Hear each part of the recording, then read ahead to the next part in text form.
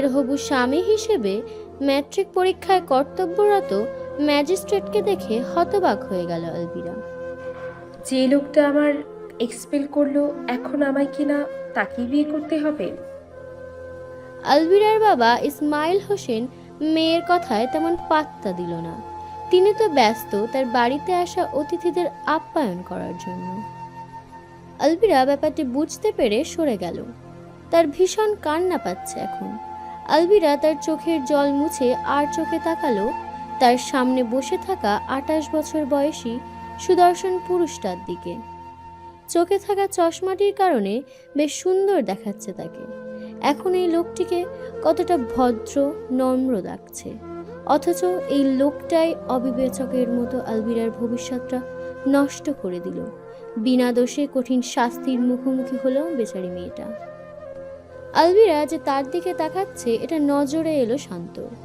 শান্ত জানে এই মেয়েটির কাছে সে অনেক বড় অপরাধী। শুধুমাত্র একটি ভুল সিদ্ধান্তের কারণে এই মেয়েটির জীবনে অন্ধকার নেমে এলো। তাই সে এক প্রকার নিরুপায় হয়ে মেয়েটিকে বাঁচানোর জন্য নিজের পরিবারকে নিয়ে এই হাঁটুর বয়সী মেয়ের বিয়ে করতে এসেছে। আলভিরা ভীষণ অস্বস্তি বোধ করছিল। শান্ত বুঝতে পারল তার আলভিরার সাথে আলাদাভাবে কথা বলা দরকার। তাই সে সবার মাঝে বলে উঠল, আমি আলভিরার সাথে একান্তে কথা বলতে চাই, যদি আপনাদের কোনো আপত্তি না থাকে। কথাটা ইসমাইল হোসেনের দিকে তাকিয়েই বলল শান্ত। কেন না আলভিরা, তুমি ওনাকে ছাদে নিয়ে যাও, তোমরা নিজেদের মধ্যে কথাবার্তা বলো। বাকিটা জীবন তোমাদের একসাথেই থাকতে হবে, তাই তোমাদের মধ্যে বোঝাপড়াটা খুব দরকার। আলভিরা নিজের বাবার কথা মতো বসা থেকে উঠে দাঁড়ালো। শান্তর দিকে এক নজরে তাকিয়ে দৃষ্টি ফিরিয়ে নিল। আলভিরা ছাদের দিকে যেতে লাগলো। শান্ত তার পিছন পিছন যাচ্ছে। ছাদে পৌঁছে আলভিরা শান্তর চোখে চোখ রেখে বলল, বলুন, কি বলতে চান? শান্ত বুকের ওপর দুহাত ভাঁজ করে দাঁড়ালো। অন্তঃপর জোরে শ্বাস নিয়ে বলল, আমি তোমার কথা ভেবেই এমন একটি সিদ্ধান্ত নিতে বাধ্য হয়েছি, তাই তুমি কথা না বাড়িয়ে বিয়েতে রাজি হয়ে যাও। আলভিরা যেন খুব মজা পেয়েছে কথাটা শুনে। কোনো রকম হাসি থামিয়ে বলল, খুব মজা পেলাম আপনার কথা শুনে মিস্টার শান্ত। আমার জীবনটা নষ্ট করে এখন এসেছেন আপনি আমাকে বাঁচাতে? হাস্যকর। শান্ত নিশ্চুপ। জীবনে এমন অপরাধী আগে কখনো সে হয়নি যেমনটা আলভিরার কাছে সে হয়েছে। আলভিরা অনেক মেধাবী একজন ছাত্রী, যার ডক্টর হওয়ার ইচ্ছা ছিল। তার বাবা একজন গ্রামের বনেদি লোক। সে মেয়েকে বেশি দূর পড়াতে চাননি। মায়ের সাপোর্টে আলভিরা পড়াশোনা করেছে। তার মা হুসনে আর তার বাবার বাড়ির সম্পদ বিক্রি করে মেয়েকে পড়াশোনার খরচ দিয়েছে। তিনি মেয়েকে শিক্ষিত দেখতে চেয়েছিলেন, কিন্তু ভাগ্যই ছিল অন্য কিছু। আলভিরার ইংরেজি পরীক্ষার দিন পাশে থাকা মেয়েটি অসৎ উপায় অবলম্বন করছিল। শান্ত সেদিন মেয়েটিকে ধরে ফেলে। মেয়েটি শুধু নিজে ফাঁসেনি, আলভিরাকেও ফাঁসিয়ে দেয়। সে আগে থেকে কিছু পেপার আলভিরার পায়ের কাছে রেখে দেয়, আর আলভিরা সেটি একদম খেয়াল করেনি। ফলে যা হওয়ার তাই হয়েছে। আলভিরাকে এক্সপেল করে শান্ত। সেদিন আলভিরা অনেক অনুরোধ করেছিল আর বলেছিল যে এমন কিছু করেনি, তাকে ফাঁসানো হয়েছে, সে নকল করেনি। কিন্তু শান্ত তার কোনো কথাই শোনে না। এই ঘটনায় তার পুরো জীবন বদলে যায়। সব স্বপ্ন শেষ হয়ে যায়। ক্লাস 8-এ গোল্ডেন A+ পাওয়া মেয়েটি, যে কিনা ক্লাসে সবসময় ফার্স্ট হতো, তাকে নকল করার অপরাধে এক্সপেল করা হলো। এটা কেউ মানতে পারছে না। মা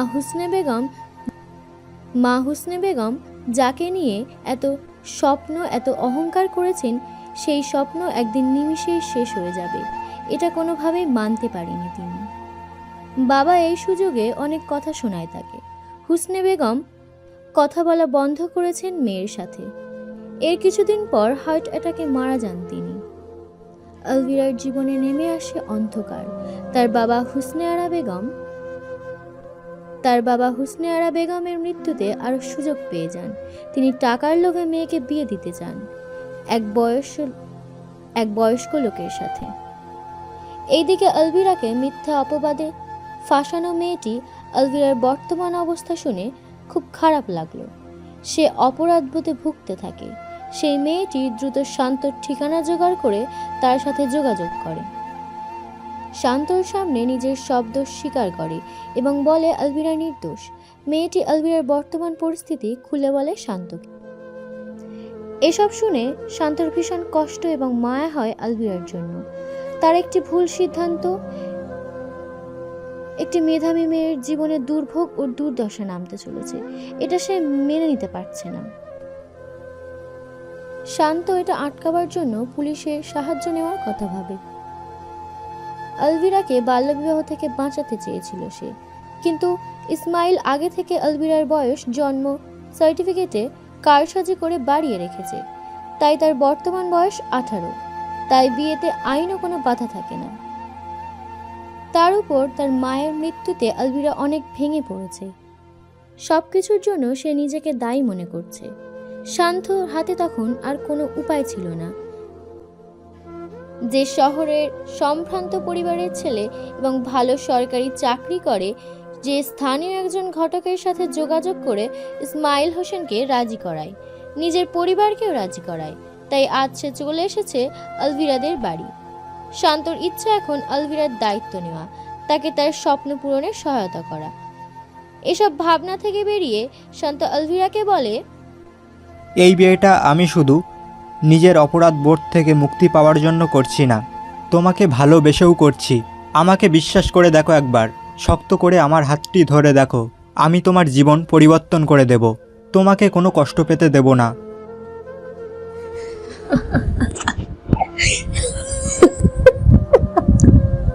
আলভিরা অট্ট হাসিতে ফেটে পড়ে। হাসি থামিয়ে বলে, আপনি আমার জীবন পরিবর্তন করতে পারবেন? পারবেন সে আগের হাসি খুশি আলভিরাকে ফিরিয়ে আনতে, আমার মাকে ফিরিয়ে আনতে? শান্ত মাথা নিচু করে নেয়। আলভিরা বলে, পারবেন না।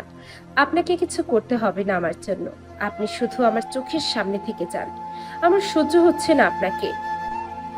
শান্ত বলে, দেখো আলভিরা, তোমার বয়স কম, এই বয়সে আবেগ বেশি কাজ করে। আমি জানি আমার একটা ভুল সিদ্ধান্তের কারণে তোমার জীবনের গতিপথ বদলে গেছে, কিন্তু তাই বলে তুমি আমাকে সম্পূর্ণরূপে দোষ দিতে পারো না। এটা তো আমার দায়িত্ব ছিল, তাই না? হ্যাঁ, এটা আপনার দায়িত্ব ছিল, যেটা আপনি অনেক সুন্দর করে পালন করেছেন। আপনাকে আর কোনো দায়িত্ব পালন করতে হবে না। আমার জীবনকে নিজের গতিতে চলতে দিন। আমি ভাগ্যকে মেনে নিয়েছি। এটা বলে আলভিরা চলে যেতে নিলেই শান্ত তার হাত টেনে ধরে আর বলে, তোমার মাকে হয়তো আমি ফিরিয়ে আনতে পারবো না, কিন্তু তোমার স্বপ্ন আমি অবশ্যই পূরণ করব। তোমাকে আমি প্রতিষ্ঠিত করবই। আমাকে একটি সুযোগ দাও প্লিজ। আলভিরার সামনে হাঁটু গেড়ে বসে পড়ে শান্ত। তার মাথা নিচু করে থাকে আর বারবার বলতে থাকে, একটা সুযোগ দাও আমাকে আলভিরা। আলভিরা ঠায় চেয়ে থাকে শান্তর দিকে।